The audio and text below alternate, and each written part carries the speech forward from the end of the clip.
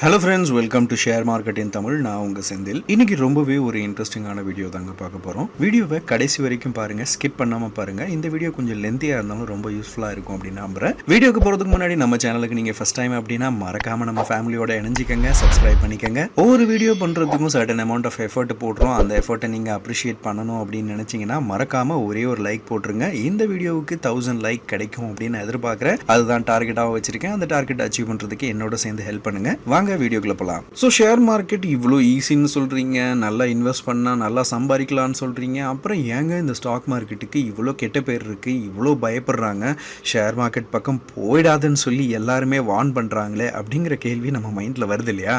இதுக்கு ஒரு சூப்பரான ஒரு உதாரணம் மாதிரி சொல்லணும்னா, இப்போ நம்ம வந்து ஒரு ப்ராப்பர்ட்டியில் இன்வெஸ்ட் பண்ணணும் அப்படின்னு நினைக்கிறோம் அப்படின்னா, ஒரு 10 லட்சத்துக்கோ இல்லை 20 லட்சத்துக்கோ ஒரு பீஸ் ஆஃப் லேண்டை நம்ம வந்து வாங்குறோம், ஒரு பிளாட் ஆஃப் லேண்டை. அதை வாங்கிட்டு நம்ம வந்து ஒரு 5 வருஷம் வச்சிருந்து இல்லை ஒரு 10 வருஷம் வச்சிருந்துட்டு நம்ம வந்து ஒரு 10 லட்ச ரூபாய்க்கு வாங்கியிருக்கோம்னா ஒரு 15 லட்ச ரூபாய் அந்த வேல்யூ போகும்போது விற்போம். அதே மாதிரி பார்த்தீங்க அப்படின்னா ஒரு கோல்டு வாங்கணும், கோல்டில் இன்வெஸ்ட் பண்ணணும் அப்படின்னு நினைச்சிங்க அப்படின்னா கோல்டை வாங்குவோம். ஒரு 5 லட்சத்துக்கோ இல்லை 10 லட்சத்துக்கோ இன்வெஸ்ட் பண்ணுறோம் அப்படின்னா, இல்லை நீங்கள் இன்வெஸ்ட்மெண்ட்டாக கூட இல்லை, சின்னதாக கலெக்ட் பண்ணுறீங்க அப்படின்னா கூட 1 பவுண்ட் 2 பவுண்ட் வாங்கி நீங்கள் கலெக்ட் பண்ணிக்கிட்டே இருப்பீங்க. அந்த நகைகளை நீங்கள் எப்பவுமே விற்கணும்னு நினைக்க மாட்டீங்க. அதை வந்து அடகு வச்சு எப்போ எமர்ஜென்சிக்கு வேணால் யூஸ் பண்ணிக்கிறீங்க. அந்த நகைகளை தன்னோட குழந்தைகளுக்கோ இல்லை பேர பிள்ளைகளுக்கோ வந்து கொடுக்கணும் அப்படிங்கிற மாதிரி அதை சேவ் பண்ணி லாங் டேர்முக்கு எடுத்துட்டு போவீங்க. அதே மாதிரி லேண்டோட வேல்யூ ஏறுறதுக்கும் ஒரு 4 வருஷம் 5 வருஷம் டைம் கொடுத்து தாங்க நீங்க அந்த ப்ராப்பர்ட்டியை டிஸ்போஸ் பண்றதுக்கே யோசிப்பீங்க. ஆனா ஷேர் மார்க்கெட்ல இன்வெஸ்ட் பண்ணும்போது பாத்தீங்க அப்படின்னா நம்ம வருவோம், உள்ள வந்துட்டு ஒரு ஷேரை வாங்குவோம். அந்த ஷேர்ல ஒரு 100 குவான்டிட்டி வாங்கியிருக்கோம் அப்படின்னா அது ஒரு 100 ரூபாய் 200 ரூபாய் ஏறினோடனே ஆஹா ப்ராஃபிட்ல வந்துருச்சு அப்படின்னு சொல்லி விற்கிறதுக்கு நம்ம போயிடுவோம். அதை வித்துட்டு நம்ம 200 ரூபாய் ப்ராஃபிட்டோட வெளில வந்துருவோம். இல்லையா அது வந்து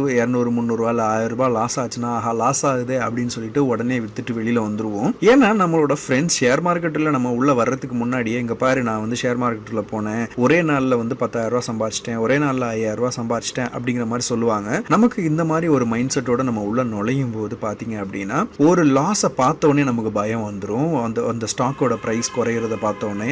ஸோ அந்த மாதிரி பண்ணாம நம்ம எப்படி வந்து ப்ராப்பர்ட்டியில ஒரு லாங் டேர்ம் வந்து கொடுக்குறோமோ அதே மாதிரி நகைகளுக்கு அதை விற்க மாட்டோம், அதை நம்ம வந்து ஜெனரேஷனுக்கு பாஸ் பண்ணுவோம் அப்படிங்கிற மாதிரி வச்சிருக்கோமோ அது மாதிரியான ஒரு மென்டாலிட்டி மைண்ட் செட் தாங்க தேவை. ஸோ இந்த கேள்விக்கு ரொம்ப சிம்பிளான பதிலுங்க. மார்க்கெட்ல நீங்க வந்து எல்லாரும் ஏன் பயப்படுறாங்க அப்படின்னா வந்துட்டு குயிக் ப்ராஃபிட் எடுக்கணும், குயிக்காக ஏர்ன் பண்ணணும் அப்படிலாம் நினைக்க கூடாது.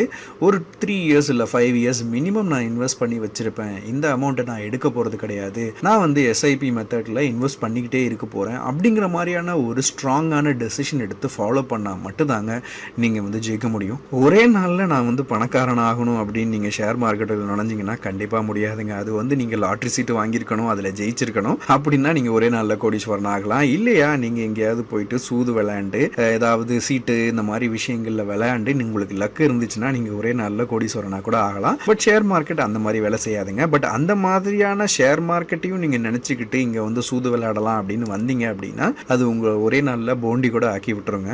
எந்த கம்பெனியில் இன்வெஸ்ட் பண்ண போகிறோம் அந்த கம்பெனியை பற்றி எதுவுமே தெரிஞ்சுக்கிற எனக்கு விருப்பம் இல்லை, எதையுமே நான் தெரிஞ்சுக்க மாட்டேன், டெக்னிக்கல் அனாலிசிஸ் பண்ண மாட்டேன், ஃபண்டமெண்டல் அனாலிசிஸ் பண்ண மாட்டேன், எதுவுமே செய்ய மாட்டேன். ஆனால் நான் ஒரு ஷேரில் போடுவேன், அந்த ஷேர் வந்து 10 மடங்கு பெருசாகணும், அதுவும் ஒரு மாதத்துக்குள்ளே ஆகணும் அப்படிங்கிற மாதிரியான மைண்ட் செட்டோட வந்தோம் அப்படின்னா நமக்கு அசால்ட்டாக ஷேர் மார்க்கெட் அல்வா சாப்பிட்ற மாதிரி சாப்பிட்டு போயிடுங்க. இன்னும் சொல்லவங்க என்ன பண்ணுவாங்க அப்படின்னா ஷேர் மார்க்கெட்டுக்குள்ளே பெனி ஸ்டாக்ஸ் எடுத்தால் அதுலேருந்து நம்ம வந்து டக்குன்னு பணக்காரில் ஆயிடலாம். 1 ரூபா பெனி ஸ்டாக் இன்னைக்கு வாங்கணும் அப்படின்னா அது 2 ரூபாய் ஆனால் கூட போதும், கண்டிப்பாக நம்ம வந்து கோடீஸ்வரன் ஆயிடலாம் அப்படிங்கிற மாதிரிலாம் ஒரு கனவோட வருவாங்க. அந்த கம்பெனியோட ஸ்டாக் 1 ரூபாயில இருக்கிறதுக்கும் ஒரு காரணம் இருக்கும் இல்லையா? கண்டிப்பா அது இந்த அளவுக்கு லாஸ்ல போனதுனால தான் வந்து 1 ரூபாயில இருக்குமா இருக்கும், இல்ல வேற ஏதாவது ஃப்ராட் நடந்திருக்கலாம், எனி ரீசன்ஸ். அந்த ரீசன்ஸ் எதையுமே தெரிஞ்சுக்கிறாம கொண்டு போயிட்டு ஒரு கம்பெனில காசை போட்டு உடனே பணக்காரன் ஆகணும் அப்படின்னு நீங்க நினைச்சு வந்தீங்க அப்படின்னா ஷேர் மார்க்கெட் உங்களுக்கான இடம் இல்லைங்க. பேசிக்குங்க ஒரு 18% இருந்து 20% ரிட்டர்ன் கிடைச்சா போதும் அப்படிங்கிற ஒரு மைண்ட் செட்டோட வந்தீங்கன்னா ஓகே.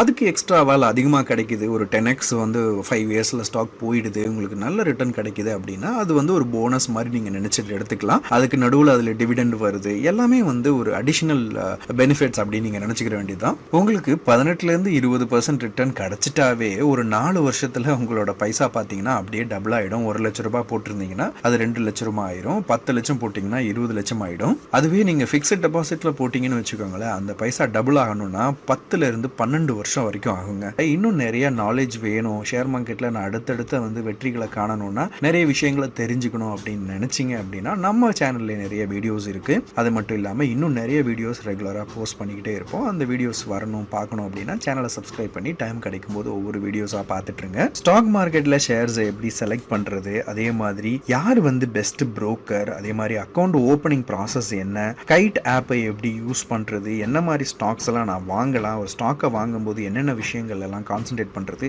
இது எல்லாத்த பற்றின வீடியோவும் நம்ம சேனலில் வந்துக்கிட்டே இருக்குங்க. நீங்கள் ரெகுலராக ஃபாலோ பண்ணி அந்த வீடியோஸை பார்த்தா மட்டுமே போதும் ஷேர் மார்க்கெட்டில் ஒரு சக்ஸஸ்ஃபுல்லான பர்சனாக மாறலாம். நானும் அதுக்கு தான் ட்ரை பண்ணிட்டு இருக்கேன். கண்டிப்பாக நான் என்னென்ன பண்ணுறனோ, நான் என்னென்ன சக்ஸஸ் வழிகளுக்கு நான் என்னென்ன பண்ணிட்டு இருக்கனோ அது எல்லாத்தையுமே உங்க கூட ஷேர் பண்ணிட்டு இருக்கேன். என்னோட சேர்ந்து நீங்களும் வளரலாம், உங்களோட சேர்ந்து நானும் வளர தயாராக இருக்கேன். மறக்காம சேனலை சப்ஸ்கிரைப் பண்ணிடுங்க. இந்த வீடியோ உங்களுக்கு பிடிச்சிருக்கும் அப்படின்னு நான் நம்புறேன். மறக்காம சேனலை சப்ஸ்கிரைப் பண்ணிடுங்க. இந்த வீடியோவுக்கு ஒரு லைக்கும் போட்டுருங்க.